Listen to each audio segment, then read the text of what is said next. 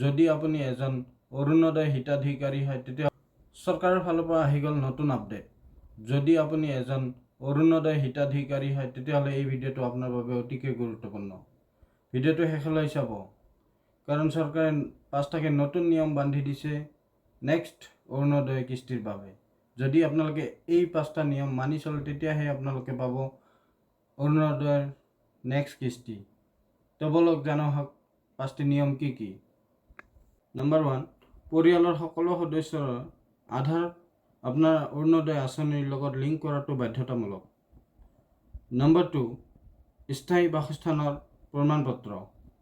আপোনালোকে যি ঠিকনা দিছিল সেই ঠাইতে আপোনাৰ ঘৰ আছে তাৰে স্থায়িত্ব প্ৰমাণৰ কাৰণে প্ৰমাণপত্ৰ দিব লাগিব।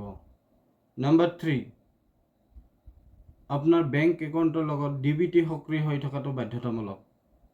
আপোনালোকে যিখন বেংক একাউণ্ট অৰুণোদয় আঁচনিৰ লগত লিংক কৰিছে সেই একাউণ্টখনৰ লগত আধাৰ চিডিং হৈ থকাটো বাধ্যতামূলক।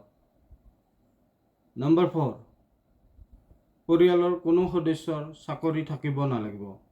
যদি এতিয়া পৰিয়ালৰ কোনোবাই নতুনকৈ চাকৰি পাইছে তেতিয়াহ'লেও আপোনাৰ অৰুণোদয় আঁচনি কেঞ্চেল হ'ব। নম্বৰ 5, সকলো নথিপত্ৰ আপডেটেড হ'ব লাগিব।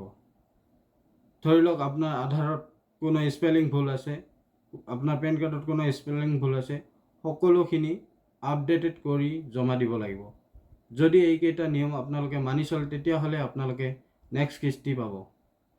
এই আপডেটসমূহ কৰিবৰ বাবে আপোনালোকে আপোনাৰ ৱাৰ্ড কমিশ্যনাৰ নাইবা পঞ্চায়ত অফিচত যোগাযোগ কৰিব পাৰে। যদি ভিডিঅ'টো ভাল লাগিছে তেতিয়াহ'লে মোৰ চেনেলটো ছাবস্ক্ৰাইব কৰিব, লগতে বেল বটনটো টিপি দিব, কাৰণ এনেকুৱা ইনফৰ্মেটিভ ভিডিঅ' মই আগন্তুক দিনতো লৈ আহিম।